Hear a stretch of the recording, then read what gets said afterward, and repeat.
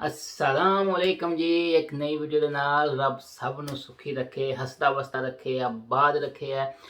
ਇਹ ਜਿਹੜੀ ਸਾਡੀ ਵੀਡੀਓ ਵੇ ਇਸ ਦਾ ਬੁਨਿਆਦੀ ਮਕਸਦ ਹੈ ਵੇ ਕਿ ਜਿਹੜੇ ਲੋਕ ਨਵੇਂ ਸਪੇਨ ਵਾਲੇ ਆਉਣ ਵਾਲੇ ਨੇ ਜਾਂ ਜਿਨ੍ਹਾਂ ਨੇ ਪ੍ਰੋਗਰਾਮ ਬਣਾ ਚੁੱਕੇ ਨੇ ਜਾਂ ਜਿਨ੍ਹਾਂ ਨੇ ਜ਼ੇਨ ਬਣਾਉਣਾ ਕੱਲ ਨੂੰ, ਅਗਰ ਉਹ ਮੇਰੀ ਵੀਡੀਓ ਕਦੇ ਜ਼ਿੰਦਗੀ 'ਚ ਦੇਖਣ ਤੇ ਆਉਣ ਤੋਂ ਪਹਿਲੇ ਤੇ ਚਲੋ ਉਹਨਾਂ ਕੋਲ ਚਾਂਸ ਹੋਵੇ, ਉਹ ਸੋਚਣ ਹੈ ਕਿ ਅਗਰ ਅਸੀਂ ਪਾਕਿਸਤਾਨ ਤੋਂ ਸਪੇਨ ਆਉਂਦੇ ਹਾਂ ਜਾਂ ਜਿਹੜੇ ਫੈਮਿਲੀ ਬੇਸ 'ਤੇ ਆ ਰਹੇ ਨੇ ਹੈ ਸਾਨੂੰ ਕੀ ਕੰਮ ਸਿੱਖ ਲੈਣਾ ਚਾਹੀਦਾ ਹੈ, ਕਿਹਦੇ 'ਚ ਸਾਡੀ ਇੰਟਰਸਟ ਹੋਣੀ ਚਾਹੀਦੀ ਹੈ ਜਿਹਦਾ ਚਾਹ ਕੇ ਅਸੀਂ ਸਪੇਨ ਆ ਕੇ ਸੌਖੇ ਰਹਿ ਸਕਦੇ ਹਾਂ। ਵੈਸੇ ਤੇ ਜੀ ਕੋਈ ਵੀ ਮੁਲਕ ਹੈ, ਬਰੋਡ ਮੁਲਕ ਹੁੰਦਾ ਹੈ, ਲੱਖਾਂ ਕੰਮ ਹੁੰਦੇ ਨੇ, ਹਰ ਬੰਦੇ ਦੀ ਸੋਚ ਨਹੀਂ ਹੁੰਦੀ ਕਿ ਇੰਨੇ ਕੰਮਾਂ ਦਾ ਕਿਸੇ ਨੂੰ ਦੱਸ ਸਕੀਏ। ਪਰ ਅਸੀਂ ਜਿਹੜੀ ਉਹ ਵੀ ਗੱਲ ਕਰਾਂਗੇ ਜਿਹੜੀਆਂ ਕੁਝ ਮੇਨ ਚੀਜ਼ਾਂ ਨੇ ਜਿਨ੍ਹਾਂ 'ਤੇ ਅਸੀਂ ਕਿਸੇ ਨੂੰ ਅੱਛਾ ਮਸ਼ਵਰਾ ਦੇ ਸਕਦੇ ਹਾਂ ਜਾਂ ਜਿਹੜੇ ਆਪਣੇ 13-14 ਸਾਲਾਂ ਜਿੱਥੇ ਅਸੀਂ ਅਬਜ਼ਰਵ ਕੀਤੀਆਂ ਜਾਂ ਜਿਨ੍ਹਾਂ ਦੇ ਸਾਨੂੰ ਧੱਕੇ ਖਾਣੇ ਪਏ ਹਨ ਤੇ ਫਿਰ ਸਮਝਾਂ ਧੱਕਿਆਂ ਤੋਂ ਬਗੈਰ ਨਹੀਂ ਆਉਂਦੀਆਂ ਹਨ। ਜਿਸ ਟਾਈਮ ਧੱਕੇ ਪੈਂਦੇ ਨੇ ਕੁਦਰਤ ਥੱਪੜ ਮਾਰਦੀ ਏ, ਫਿਰ ਬੰਦੇ ਨੂੰ ਪਤਾ ਲੱਗਦਾ ਕਿ ਯਾਰ ਮੈਂ ਕੰਮ ਕਰ ਹੀ ਲੈਂਦਾ ਤੇ ਚੰਗਾ ਸੀ, ਮੈਂ ਨਹੀਂ ਕੀਤਾ, ਹੁਣ ਧੱਕੇ ਖਾਣੇ ਪੈਂਦੇ ਪਏ ਨੇ।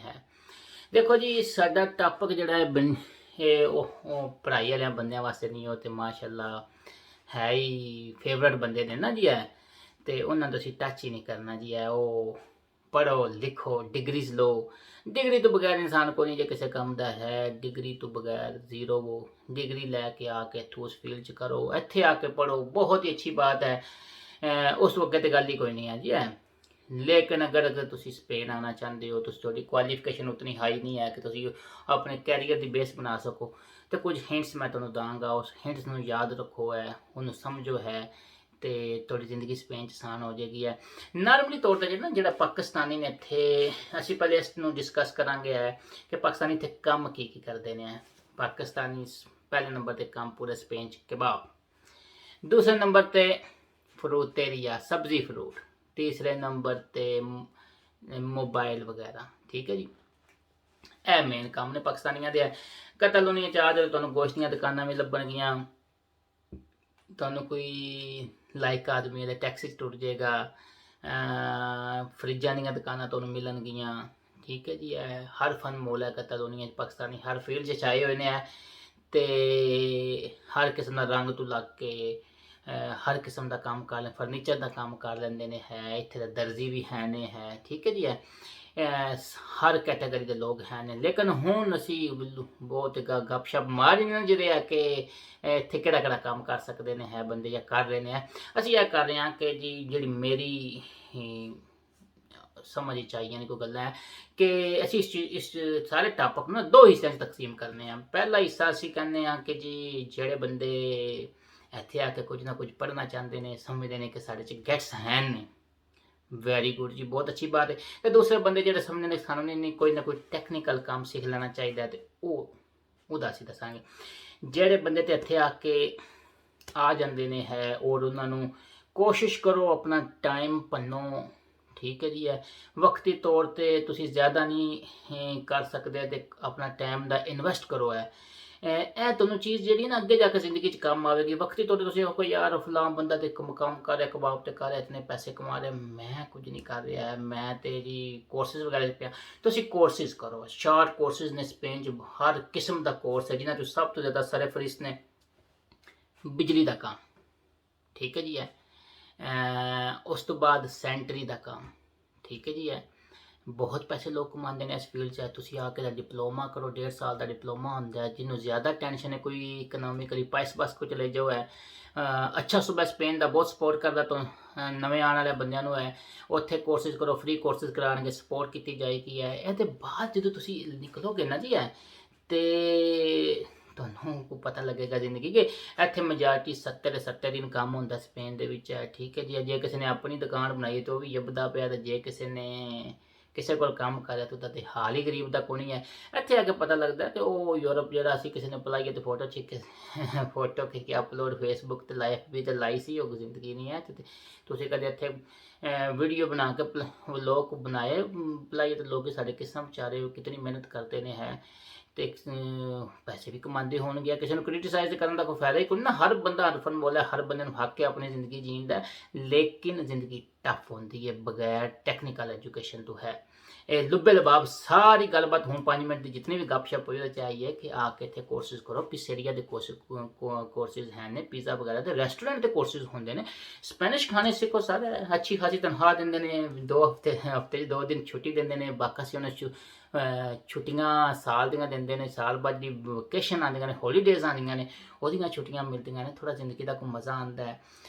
ਯਾਨੀ ਕਿ ਅਗਰ ਤੁਸੀਂ ਪਹਿਲੇ 3 ਸਾਲਾਂ 'ਚ ਤੁਸੀਂ ਸਮਝਦੇ ਹੋ ਕਿ ਮੈਂ ਕਰਜ਼ੇ ਨਹੀਂ ਲਾਣੇ ਹਨ ਔਰ ਮੈਂ ਆਪਣੇ ਕਿਸੇ ਨਾ ਕਿਸੇ ਕੋਰਸ ਵਿੱਚ ਐਡਜਸਟ ਕਰ ਲਾਂ, ਤਾਂ ਤੁਹਾਡੇ ਕੋਲ ਬੜੀ ਅੱਛੀ ਆਪਸ਼ਨ ਹੈ ਕਿ ਥੋੜ੍ਹੇ ਕਮਾ ਲਓ, ਨਾ ਪਿੱਛੇ ਭੇਜੋ, ਪਿਛਲੇ ਨੂੰ ਕੋਈ ਗੁਜ਼ਾਰਾ ਕਰਨਾ ਹੈ ਤੇ ਤੁਸੀਂ ਕਿਸੇ ਨਾ ਕਿਸੇ ਕੋਰਸ ਵਿੱਚ ਐਡਜਸਟ ਹੋ ਜਾਓ। ਬਿਜਲੀ ਵਾਲਾ ਕੋਰਸ ਬਹੁਤ ਅੱਛਾ ਹੈ, ਸੈਂਟਰੀ ਦਾ ਕੋਰਸ ਬਹੁਤ ਅੱਛਾ ਹੈ, ਇਲੈਕਟ੍ਰੋਨਿਕਸ ਦਾ ਕੋਰਸ ਬਹੁਤ ਅੱਛਾ ਹੈ। ਠੀਕ ਹੈ ਜੀ। ਇਹ ਤੇ ਨੇ ਜਿਹੜੇ ਇਨਫੀਰੀਅਰ ਲੋ ਐਜੂਕੇਸ਼ਨ ਵਾਲੇ ਲੋਕ ਹੁੰਦੇ ਨੇ, ਜਿਹੜੇ ਕੋਈ ਕੈਰੀਅਰ ਵਗੈਰਾ ਨਹੀਂ ਬਣਾ ਸਕਦੇ, ਜਿਹੜੇ ਕੈਰੀਅਰ ਬਣਾਦੇ ਫਿਰ ਉਹਨੂੰ ਟੱਚ ਨਹੀਂ ਕਰ ਰਹੇ ਜੀ। ਉਹ ਆਪਣਾ ਜੋ ਉਹਨਾਂ ਨੂੰ ਬਿਹਤਰ ਲੱਗਦਾ ਕਰਨਾ। ਹੁਣ ਅਸੀਂ ਆਉਂਦੇ ਹਾਂ ਪਾਕਿਸਤਾਨ ਤੋਂ ਆਉਣ ਤੋਂ ਪਹਿਲੇ ਹੈ। ਦੇਖੋ ਜੀ, ਅਸੀਂ ਹੁਣ ਇੱਥੇ ਤੇ ਆਉਂਦੇ ਨੇ ਨਾਰਮਲ ਲੇਬਰ ਕਲਾਸ ਆਉਂਦੀ ਹੈ। ਉਹਨਾਂ ਨੂੰ ਪੁੱਛੋ ਨਾ ਕਿ ਇੱਥੇ ਆਏ ਹੋ ਤੇ ਹਾਂਜੀ ਭਾਈ ਕੀ ਕੰਮ ਕਰ ਸਕਦਾ? ਭਾਜੀ ਜੋ ਆਖੋਗੇ ਕਰ ਲਾਂਗੇ, ਆਉਂਦਾ ਤੇ ਕੋਈ ਨਹੀਂ, ਸਿਖਾ ਛੜਿਓ ਕਰ ਲਾਂਗੇ। ਉਹ ਫਿਰ ਧੱਕੇ ਜ਼ਿਆਦਾ ਖਾਣੇ ਪੈਂਦੇ ਨੇ ਹੈ ਔਰ ਜ਼ਿੰਦਗੀ ਟਫ ਹੀ ਰਹਿੰਦੀ ਹੈ। ਕੁਝ ਬੰਦਿਆਂ 8-10 ਸਾਲ ਇੱਥੇ ਲੱਗ ਜਾਂਦੇ ਨੇ, ਫਿਰ ਵੀ ਕੁਝ ਸਮਝ ਨਹੀਂ ਆਉਂਦੀ ਹੈ। ਇੱਕ ਲੱਤ ਅੱਗੇ ਇੱਕ ਪਿੱਛੇ ਹੀ ਹੁੰਦੀ ਬੰਦਿਆਂ ਦੀ ਹੈ। ਜੇ ਕਬਾਬ ਦਾ ਕੰਮ ਹੈ ਜਾਂ ਫਰੂਤੇਰੀਆ ਦਾ ਕੰਮ ਹੈ, ਹਰੇ ਬੰਦੇ ਮੈਕਸੀਮਮ ਕੀ ਵਿਚਾਰੇ ਕਰਦੇ ਨੇ, ਬਹੁਤ ਟਫ ਇਹਨਾਂ ਦੀ ਜ਼ਿੰਦਗੀ ਹੁੰਦੀ ਹੈ। ਇੱਥੇ ਆ ਕੇ ਫਿਰ ਉਹ ਲਾਇਸੈਂਸ ਵਗੈਰਾ ਕਰਕੇ ਧੱਕੇ ਖਾਂਦੇ ਨੇ। ਹੁਣ ਮੇਰੀ ਹਿੰਟ ਜਿਹੜੇ ਨੇ, ਫਸਟ ਹਿੰਟ ਹੈ, ਮੋਬਾਈਲਾਂ ਦਾ ਕੰਮ ਸਿੱਖ ਕੇ ਆਓ, ਡਿਪਲੋਮਾ ਲੈ ਲਓ, ਐਕਸਪਰਟ ਬਣ ਕੇ ਆਓ। ਬਹੁਤ ਕੰਮ ਹੈ ਇੱਥੇ, ਹੈ ਤੁਸੀਂ ਕਰਨ ਵਾਲੇ ਹੋਵੋ ਸੀ ਹੈ ਤੇ ਹਲਕਾ ਜਿਹਾ ਪੀਸੀਓ ਬਣਾ ਕੇ ਬੈਠ ਜਾਓ। ਮੋਬਾਈਲਾਂ ਦਾ ਕੰਮ ਇਤਨਾ ਕੰਮ ਹੈ, ਮੁੱਕਦਾ ਹੀ ਨਹੀਂ ਹੈ, ਕਰਨ ਵਾਲੇ ਹੋਵੋ ਸੀ ਹੈ। ਦੂਸਰੇ ਨੰਬਰ 'ਤੇ ਜਿਹੜਾ ਮੈਂ ਇੱਥੇ ਬਾਰਸਲੋਨਾ 'ਚ ਵਗੈਰਾ 'ਚ ਦੇਖਿਆ ਕੰਮ ਹੈ ਇਲੈਕਟ੍ਰੋਨਿਕਸ ਦਾ ਕੰਮ, ਖਾਸ ਕਰਕੇ ਫਰਿੱਜਾਂ ਦਾ ਕੰਮ। ਜਿਹੜਾ ਇੱਥੇ ਹਰ ਦੂਸਰੇ ਬੰਦੇ ਨੇ, ਹਰ ਗਲੀ 'ਚ 4-4 5-5 ਦੁਕਾਨਾਂ ਨੇ ਪਾਕਿਸਤਾਨੀਆਂ ਦੀਆਂ ਹੈ, ਜਿਹੜੇ ਫਰਿੱਜਾਂ ਦੇ ਮਤਲਬ ਹੈ ਹਰ ਦੁਕਾਨ ਵਿੱਚ ਫਰਿੱਜਾਂ ਨੇ। ਉਹਨਾਂ ਖਰਾਬ ਵੀ ਹੋਣੇ ਔਰ ਮੈਜੋਰਿਟੀ ਮਜ਼ੇ ਦੀ ਗੱਲ ਸਭ ਨੇ ਸੈਕਿੰਡ ਹੈਂਡ ਰੱਖੀਆਂ ਨੇ ਔਰ ਉਹਨਾਂ ਨੇ ਖਰਾਬ ਹੋਣਗੇ ਤੇ ਬੰਦਿਆਂ ਦੀ ਲੋੜ ਪਵੇਗੀ। ਤੇ ਜੇ ਤੁਸੀਂ ਐਕਸਪਰਟ ਹੋਵੋਗੇ, ਤੁਸੀਂ ਉਸਦਾ ਕੰਮ ਸਿੱਖਿਆ ਹੋਵੇਗਾ ਤੇ ਤੁਹਾਨੂੰ ਆਉਂਦਿਆਂ ਸਾਰੀ ਕੰਮ ਲੱਭ ਜਾਏਗਾ। ਤੁਹਾਨੂੰ ਕਿਸੇ ਕੋਲ 400-500 ਦੇ ਲਾ ਭਾਜੀ ਕਰਨ ਦੀ ਲੋੜ ਨਹੀਂ ਪਵੇਗੀ ਹੈ। ਤੁਸੀਂ ਇਲੀਗਲ ਵੀ ਆਏ ਤੇ ਆ ਕੇ ਆਪਣੇ ਕੰਮ 'ਚ ਐਡਜਸਟ ਹੋ ਜਾਓ। ਅੱਛੇ ਖਾਸੇ ਪੈਸੇ ਨੇ ਇਸ ਫੀਲਡ ਵਿੱਚ ਵੀ ਹੈ। ਮੋਬਾਈਲ ਹੋ ਗਏ, ਫਰਿੱਜਾਂ ਦਾ ਕੰਮ ਹੋ ਗਿਆ। ਇਸ ਤੋਂ ਇਲਾਵਾ ਇਲੈਕਟ੍ਰੋਨਿਕਸ ਦਾ ਬਹੁਤ ਕੰਮ ਹੈ ਸਾਰਾ। ਇਲੈਕਟ੍ਰੋਨਿਕ ਕਿਸੇ ਵੀ ਚੀਜ਼ ਨੂੰ ਤੁਸੀਂ ਲੈ ਲਓ, ਫਰਿੱਜ ਲੈ ਲਓ ਹੈ, ਟੀਵੀ ਵਗੈਰਾ ਲੈ ਲਓ, ਉਹ ਕੰਪਿਊਟਰ ਵਗੈਰਾ ਠੀਕ ਕਰਨ ਵਾਲੇ ਲੈ ਲਓ, ਬਹੁਤ ਕੰਮ ਹੈ ਸਰ, ਮੁੱਕਦਾ ਹੀ ਨਹੀਂ ਹੈ। ਪਰ ਐਕਸਪਰਟ ਬਣ ਕੇ ਆਓ। ਔਰ ਉਸ ਤੋਂ ਬਾਅਦ ਜਿਹੜੀ ਮੋਟਰਸਾਈਕਲਾਂ ਦਾ ਕੰਮ, ਇਹਦੇ ਕਾਰੀਗਰ ਬਣ ਕੇ ਕੋਈ ਡਿਪਲੋਮਾ ਲੈ ਲਓ ਹੈ ਸਰ, ਬਹੁਤ ਮਜ਼ੇ ਦੀ ਜ਼ਿੰਦਗੀ। 20-20 ਯੂਰੋ ਘੰਟੇ ਦੇ ਲੈਂਦੇ ਜਿੱਥੇ ਬੰਦੇ ਹੈ। ਇੱਥੇ ਗੱਡੀਆਂ ਦਾ ਕੰਮ ਸਾਰਾ ਹੈ, ਤੁਸੀਂ ਇੱਥੇ ਮੋਟਰਸਾਈਕਲਾਂ 'ਤੇ ਜਾਓ ਠੀਕ ਕਰਾਉਣਾ ਹੈ, ਉਹ ਜਨਾਬ 2-2 ਦਿਨ ਮੋਟਰਸਾਈਕਲ ਰੱਖ ਲੈਣਗੇ ਕਿ ਅੱਛਾ ਜੀ। ਮੈਂ ਆਪਣੀ ਮਿਸਾਲ ਦਿੰਦਾ, ਮੈਂ ਪਿੱਛੇ ਜੇ ਮੋਟਰਸਾਈਕਲ ਠੀਕ ਕਰਾਉਣਾ ਸੀ ਹੈ ਤੇ ਮੈਂ ਬੰਦੇ ਨੂੰ ਦਿੱਤਾ ਮੋਟਰਸਾਈਕਲ, ਉਹਨੇ ਕਿਹਾ ਜੀ ਠੀਕ ਹੈ ਜੀ, ਇਹ 60 ਯੂਰੋ ਦਾ ਸਮਾਨ ਆਇਆ ਤੇ ਮੈਂ 3 ਘੰਟੇ ਕੰਮ ਕੀਤਾ, 60 ਯੂਰੋ ਮੇਰੇ ਨੇ, ਨਾਲ ਈਵਾ ਪਾਉਣਾ ਤੇ ਠੀਕ ਹੈ ਜੀ। ਸਹੀ ਤੁਸੀਂ ਕੋਈ ਹਿਸਾਬ ਲਾ ਲਓ ਹੈ ਕਿਤਨਾ ਕੰਮ ਹੈ ਨਾ, ਕਿਤਨੀ ਪ੍ਰਾਈਸਿਸ ਨੇ ਹੈ। ਉਹ ਬੰਦਾ ਲੱਭਦਾ ਹੀ ਕੋਈ ਨਹੀਂ, ਵਿਹਲਾ ਹੈ। ਗੱਡੀ ਹੈ ਤੇ ਗੱਡੀ ਖਲਵਾ ਕੇ ਆਉਣੀ ਪੈਂਦੀ ਹੈ। ਔਰ ਗੱਡੀ ਦਾ ਵੀ ਮੈਨੂੰ ਇੱਕ ਯਾਦ ਹੈ, ਮੇਰੇ ਨਾਲ ਇੱਕ ਇੰਸੀਡੈਂਟ ਹੋਇਆ ਸੀ। ਮੈਂ ਗੱਡੀ ਛੱਡ ਕੇ ਆਇਆ, ਮੇਰੀ ਗੱਡੀ ਖਰਾਬ ਹੋ ਗਈ ਸੀ ਕਾਰ, ਤੇ ਉਹ ਮੈਂ ਛੱਡ ਕੇ ਆਇਆ ਤੇ ਉਹ ਜਨਾਬ ਉਹ ਜ਼ਿਆਦਾ ਖਰਾਬ ਸੀ। ਮੈਨੂੰ ਕਹਿੰਦੇ ਕਿ 1500 ਯੂਰੋ ਲੱਗੇਗਾ, ਲੇਕਿਨ ਮੈਂ ਉਹਦਾ ਮੈਂ ਕਿਹਾ ਤੂੰ ਰਹਿਣ ਦੋ, ਮੈਂ ਕਿਹਾ ਠੀਕ ਨਹੀਂ। ਕਹਿੰਦਾ ਉਹਨੇ ਕਿਹਾ ਸਾਡਾ 350 ਯੂਰੋ ਸਾਡਾ ਬਣ ਗਿਆ, ਇੱਧਰ ਬੋਲ ਲੈ ਜਾਓ। ਤੇ ਉਹ ਸਾਰਾ ਪ੍ਰੋਸੈਸ ਜਿਹੜਾ ਮੈਂ ਕੀਤਾ ਸੀ। ਪਰ ਗੱਲ ਕਰਨ ਦਾ ਮਕਸਦ ਹੈ ਕਿ ਬਹੁਤ ਅੱਛੇ ਸ਼ੋਬੇ ਨੇ ਹੈ। ਗੱਡੀਆਂ ਦਾ ਕੰਮ ਹੋ ਗਿਆ ਹੈ, ਠੀਕ, ਇਲੈਕਟ੍ਰੋਨਿਕਸ ਦਾ ਕੰਮ ਹੋ ਗਿਆ, ਮੋਬਾਈਲਸ ਵਗੈਰਾ ਦਾ ਕੰਮ ਹੋ ਗਿਆ। ਇਸ ਤੋਂ ਇਲਾਵਾ ਵੀ ਕੋਈ ਕੋਰਸ ਤੁਸੀਂ ਕਰ ਰਹੇ ਹੋ, ਮੋਟਰਸਾਈਕਲਾਂ ਦਾ ਬਹੁਤ ਅੱਛਾ ਕੰਮ ਹੈ, ਇਲੈਕਟ੍ਰੋਨਿਕਸ ਦਾ ਬਹੁਤ ਅੱਛਾ ਕੰਮ ਹੈ। ਸਭ ਤੋਂ ਅਗਰ ਇਹਨਾਂ ਸਾਰਿਆਂ ਕੰਮਾਂ ਦਾ ਕੋਈ ਤੁਸੀਂ ਕਹੋ ਨਾ ਟਾਪ ਤੇ ਕੋਈ ਕੰਮ ਹੈ ਤੇ ਮੋਬਾਈਲਸ ਦਾ ਕੰਮ ਹੈ, ਮੁੱਕਦਾ ਹੀ ਨਹੀਂ ਹੈ।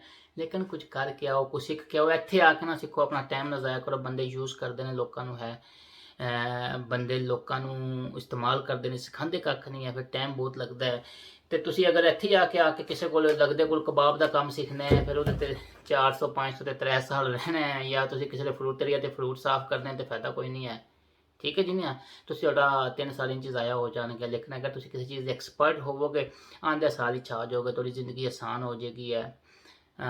ਇਸ ਤੋਂ ਇਲਾਵਾ ਹੋਰ ਕੋਈ ਕੰਮ ਟੈਕਨੀਕਲ ਕੋਈ ਵੀ ਹੋਵੇ, ਕਿਸੇ ਫੀਲਡ ਦਾ ਵੀ ਹੋਵੇ, ਤੁਸੀਂ ਮਾਰ ਨਹੀਂ ਖਾਓਗੇ। ਰੈਸਟੋਰੈਂਟ ਟਾਈਪ ਦੇ ਜਿਹੜੇ ਕੰਮ ਨੇ ਉਹ ਜ਼ਿਆਦਾ ਸਾਡੇ ਮੁੰਡੇ ਸਮਝਦੇ ਨੇ ਗੱਡੀਆਂ ਦਾ ਕੰਮ ਕੰਦਾ, ਲੇਕਿਨ ਯਕੀਨ ਮੰਨੋ ਬਹੁਤ ਪੈਸੇ ਨੇ ਇਸ ਫੀਲਡ 'ਚ।